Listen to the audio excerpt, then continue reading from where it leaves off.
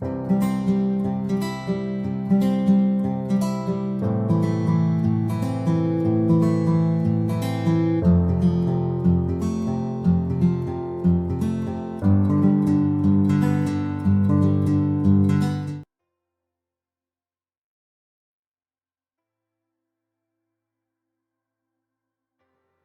To study blog में आप सभी का स्वागत है।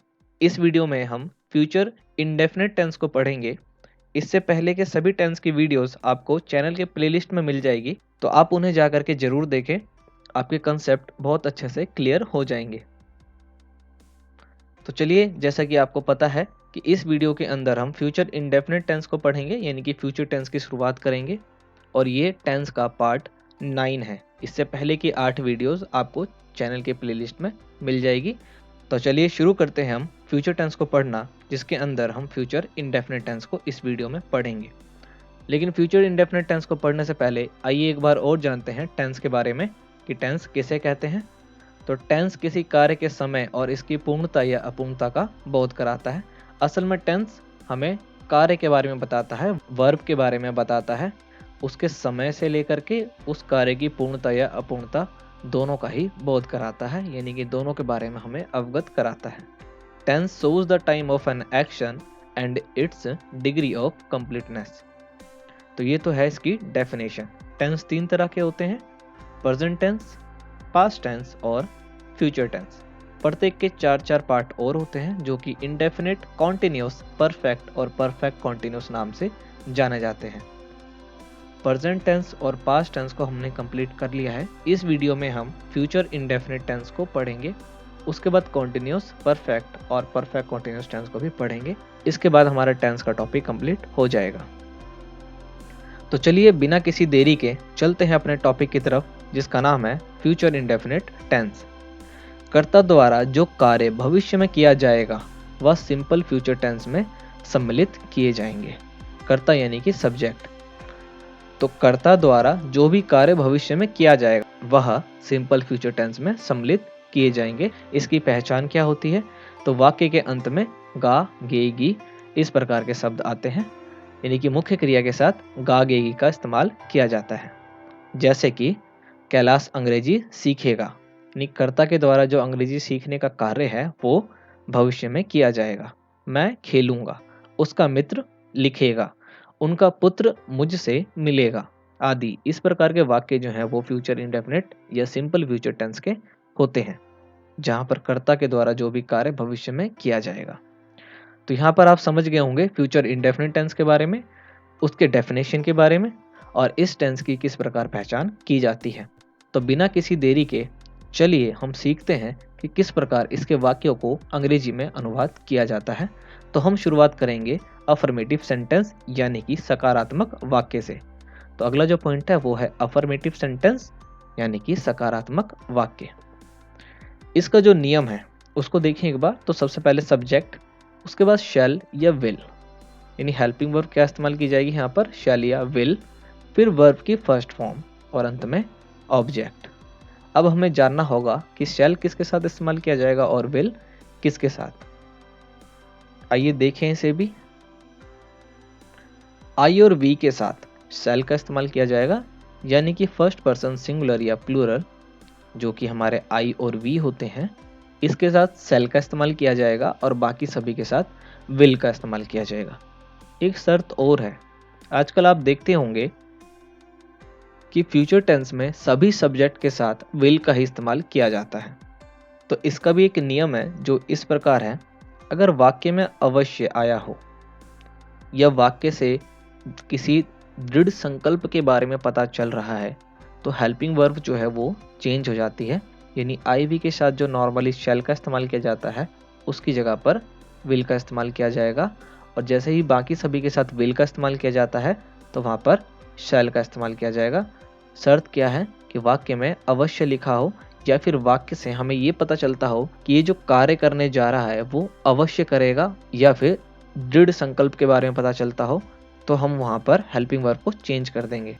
इसलिए आप देखते होंगे कि आजकल जो फ्यूचर टेंस के वाक्य हैं वहाँ पर सभी सब्जेक्ट के साथ विल का ही इस्तेमाल किया जाता है। तो चलिए इसके उदाहरणों को देखते हैं और समझते हैं कि किस प्रकार से हम वाक्य को अंग्रेजी में अनुवाद करेंगे। तो पहला उदाहरण है राम तुमसे मिलेगा। तो देखिए यहाँ पर राम जो है वो थर्ड पर्सन है, आई या वी नहीं है, तो Ram will meet you. Subject, उसके बाद शैल या विल में से विल, फिर हमारा वर्ब की फर्स्ट फॉर्म और अंत में ऑब्जेक्ट। राम तुमसे मिलेगा, राम विल मीट यू। क्या हो अगर राम तुमसे अवश्य मिलेगा, इस तरह का कोई वाक्य हो। तो देखिए अगला वाक्य है राम तुमसे अवश्य मिलेगा। तो देख रहे होंगे आप कि वाक्य में एक शब्द जुड़ा जो है अवश्य। इन दोनों वाक्यों को पढ़ने के बाद आपको पता चल जाएगा कि किस वाक्य में मिलने की संभावना ज्यादा है। राम तुमसे मिलेगा और राम तुमसे अवश्य मिलेगा। इसका मतलब ये जो वाक्य है इसमें राम दृढ़ संकल्प कर रहा है कि वो तुमसे यानी कि जिससे वो मिलने जा रहा है उससे वो अवश्य मिलेगा। तो जैसे ही किसी वाक्य में दृढ़ संकल्प के बारे में हमें पता चले या वाक्य में अवश्य आ जाए तो हेल्पिंग वर्ब क्या हो जाती है, चेंज हो जाती है। तो राम शैल मीट यू। अगर दृढ़ संकल्प के बारे में हमें नहीं पता चलता है तो राम विल मीट यू। बस इसका आप ध्यान रखेंगे, उसके बाद आपको किसी भी प्रकार की कोई भी दिक्कत नहीं होगी। एक और सेंटेंस देखें, लोग घूमने जाएंगे तो people will go for a walk. और अगर लोग घूमने अवश्य जाएंगे तो यहाँ पर क्या होगा, हेल्पिंग वर्ब चेंज हो जाएगी, तो people shall go for a walk. तो केवल इतनी सी बात का आपको ध्यान रखना है कि आई और वी के साथ सेल का इस्तेमाल किया जाता है, बाकी सभी के साथ विल। लेकिन अगर वाक्य में किसी प्रकार का कोई हमें दृढ़ संकल्प या अवश्य दिखाई देता है तो हेल्पिंग वर्ब चेंज हो जाता है, जिन्हें आप इन सेंटेंस में देख चुके होंगे।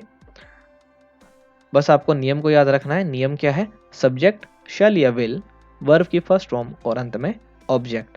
तो यहाँ हमारा कंप्लीट होता है अफर्मेटिव सेंटेंस। चलिए नेगेटिव सेंटेंस की ओर चलते हैं और जानते हैं कि नेगेटिव सेंटेंस को भी किस प्रकार अनुवाद किया जाता है। तो अगला जो पॉइंट है हमारा वो है नेगेटिव सेंटेंस यानी कि नकारात्मक वाक्य। इसका जो नियम है वो भी बिल्कुल सेम है। शैल और विल के बाद नॉट का इस्तेमाल किया जाएगा, यानी कि सब्जेक्ट शैल या विल, फिर नॉट, वर्ब की फर्स्ट फॉर्म और अंत में ऑब्जेक्ट। और जो अवश्य वाला सिनेरियो था वो बिल्कुल ही सेम रहेगा, वो फ्यूचर इंडेफिनिट में चेंज नहीं होगा। इस बात का आप ध्यान रखेंगे। उदाहरण देखें, पहला उदाहरण है मैं गांव नहीं जाऊंगा, I shall not go to village, क्योंकि आई के साथ शैल का इस्तेमाल किया जाता है। आइए एक और उदाहरण को देखें, हम क्रिकेट नहीं खेलेंगे, we shall not play cricket.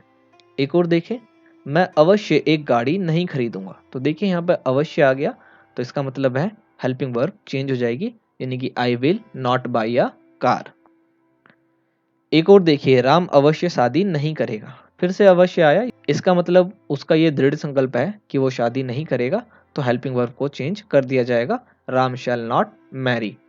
तो आपको हेल्पिंग वर्ब को देख के ये पता कर लेना है कि सामने वाला जो व्यक्ति है यानी कि जो सब्जेक्ट है उसका कहने का क्या मतलब है। वो दृढ़ संकल्प होकर के ये चीज कह रहा है या केवल नॉर्मली ये चीज कह रहा है। तो केवल इसी बात का आपको ध्यान रखना है कि शैल और विल का इस्तेमाल किस तरह से किया जाता है और ये कैसे एक्सचेंज हो जाते हैं या फिर कैसे चेंज हो जाते हैं।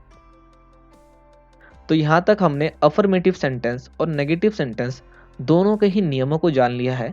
चलिए इसके बाद चलते हैं हम इंटेरोगेटिव सेंटेंस की ओर और वहां पर एक नई बात को जानेंगे। तो अगला जो पॉइंट है वो है इंटेरोगेटिव सेंटेंस यानी कि प्रश्नवाचक वाक्य। हमेशा की तरह प्रश्नवाचक वाक्य में हेल्पिंग वर्ब सब्जेक्ट से पहले आ जाएंगी। केवल एक शर्त है इसकी, वाक्य जो है वो क्या से शुरू होना चाहिए। अगर वाक्य क्या से शुरू हुआ है तो हेल्पिंग वर्ब पहले आ जाएगी। अगर वाक्य क्या से शुरू नहीं हुआ है और वाक्य के बीच में WH फैमिली वर्ड है, जैसे कि क्या, कब, कहाँ, कैसे, तो वाक्य में पहले WH फैमिली वर्ड आएगा फिर हेल्पिंग वर्ब आएगा। चलिए नियम को देखें। तो जैसे कि वाक्य के बीच में अगर WH फैमिली वर्ड आता है तो वाक्य सबसे पहले WH फैमिली से ही शुरू होगा। लेकिन अगर वाक्य के बीच में WH फैमिली वर्ड नहीं आता है और वाक्य क्या से शुरू होगा तो यहाँ पर वाक्य जो है वो हेल्पिंग वर्ब से शुरू होगा, फिर सब्जेक्ट, वर्ब की फर्स्ट फॉर्म और अंत में ऑब्जेक्ट। अब जो मेन ट्विस्ट है वो ये है कि फ्यूचर इंडेफिनिट टेंस के इंटरोगेटिव सेंटेंस में शैल का इस्तेमाल नहीं किया जाता। तो इसका मतलब हुआ कि यहाँ पर केवल एक ही हेल्पिंग वर्ब का इस्तेमाल किया जाएगा जो कि होगा विल, फिर चाहे वो कोई भी सब्जेक्ट हो। तो नियम देखिए क्या बना, WH फैमिली वर्ड अगर वाक्य में WH फैमिली वर्ड आते हैं, अगर नहीं आते हैं या आते हैं तब भी उसके बाद किसका इस्तेमाल किया जाएगा, हेल्पिंग वर्ब, जो कि होगा हमारा विल, क्योंकि फ्यूचर इंडेफिनिट टेंस के इंटेरोगेटिव सेंटेंस में कभी भी शैल का इस्तेमाल नहीं किया जाता। उसके बाद हमारा सब्जेक्ट, वर्ब की फर्स्ट फॉर्म और अंत में ऑब्जेक्ट, और वाक्य क्योंकि इंटेरोगेटिव है तो प्रश्नवाचक निशान भी आएगा। आइए इसके उदाहरणों को देखें। तो पहला उदाहरण है, वह तुम्हें कॉल कैसे करेगी। तो वाक्य जो है वो WH फैमिली वर्ड वाला है, तो how will she call you, क्योंकि वाक्य जो है वो WH फैमिली वाला है तो WH फैमिली वर्ड पहले, तो हाउ विल, फिर सब्जेक्ट शी, फिर हमारा वर्ब की फर्स्ट फॉर्म यानी कि कॉल, और अंत में हमारा ऑब्जेक्ट। तो वह तुम्हें कैसे कॉल करेगी या वह तुम्हें कॉल कैसे करेगी, how will she call you. तो एक और वाक्य देखिए, क्या माला गाना गाएगी। तो देखिए वाक्य जो है वो क्या से शुरू हुआ है, इसका मतलब हेल्पिंग वर्ब का इस्तेमाल किया जाएगा, ना कि WH फैमिली वर्ड का। तो will Mala Singh a song. और बेहतर समझने के लिए आप पुरानी वीडियो को देखें, आपको ये सारे कंसेप्ट बहुत आसानी से समझ में आ जाएंगे। एक और वाक्य देखिए, राम तुमसे कब मिलेगा। तो देखिए वाक्य के बीच में WH फैमिली वर्ड आया है जो कि है कब, तो when will Ram meet you. एक और वाक्य देखिए, लोग कहाँ जाएंगे। तो कहाँ जो है वो भी एक WH फैमिली वर्ड है, वेयर विल पीपल गो। केवल किस बात का ध्यान रखना है, अगर वाक्य क्या से शुरू हुआ है तो हेल्पिंग वर्ब का इस्तेमाल करेंगे, और अगर वाक्य के बीच में WH फैमिली वर्ड है तो WH फैमिली वर्ड से शुरुआत करेंगे। और इंटेरोगेटिव सेंटेंस में शैल का इस्तेमाल नहीं किया जाता, केवल एक ही हेल्पिंग वर्ब का इस्तेमाल किया जाता है जो कि विल है। तो यहाँ पर आप इंटेरोगेटिव सेंटेंस को अच्छे से समझ चुके होंगे। तो चलिए इसके बाद चलते हैं इंटेरोगेटिव नेगेटिव सेंटेंस की ओर। तो अगला जो पॉइंट है वो है इंटेरोगेटिव नेगेटिव सेंटेंस, प्रश्नवाचक नकारात्मक वाक्य। इसका भी जो नियम है वो बिल्कुल सेम है, केवल सब्जेक्ट के बाद नॉट का इस्तेमाल किया जाएगा। यानी सबसे पहले WH फैमिली वर्ड, फिर विल, फिर सब्जेक्ट, फिर नॉट, वर्ब की फर्स्ट फॉर्म, उसके बाद में ऑब्जेक्ट, और क्योंकि ये भी एक इंटेरोगेटिव सेंटेंस है तो क्वेश्चन मार्क। इसके भी उदाहरणों को देखें। तो पहला उदाहरण है, राम तुमसे कब नहीं मिलेगा, when will Ram not meet you. क्योंकि एक ही हेल्पिंग वर्ब का इस्तेमाल किया जाएगा जो कि है विल, तो इसको बनाना और आसान हो जाता है, राम तुमसे कब नहीं मिलेगा, when will Ram not meet you. देखिए एक और, लोग कहाँ नहीं जाएंगे, where will people not go. वह तुम्हें कॉल कैसे नहीं करेगी, how will she not call you. WH family word, उसके बाद helping verb, subject, not, verb की फर्स्ट फॉर्म और अंत में ऑब्जेक्ट। क्या माला गाना नहीं गाएगी। तो वाक्य जो है वो क्या से शुरू है, इसका मतलब जब हम इसको अनुवाद करेंगे तो हम हेल्पिंग वर्ब से इसकी शुरुआत करेंगे जो कि है विल। तो क्या माला गाना नहीं गाएगी, will Mala not sing a song. तो ये है इंटेरोगेटिव नेगेटिव सेंटेंस को किस प्रकार हम अंग्रेजी में अनुवाद करेंगे। तो यहाँ तक हमने जान लिया है कि फ्यूचर इंडेफिनिट टेंस के जितने भी प्रकार के सेंटेंस है उसको किस प्रकार अंग्रेजी में अनुवाद किया जाता है, क्या नियम और शर्तें हैं और क्या रूल्स हैं। अगर आपको समझने में किसी भी प्रकार की कोई दिक्कत हुई है, आप वीडियो को दोबारा देखें, दोबारा समझें, आपको आसानी से समझ में आ जाएगा।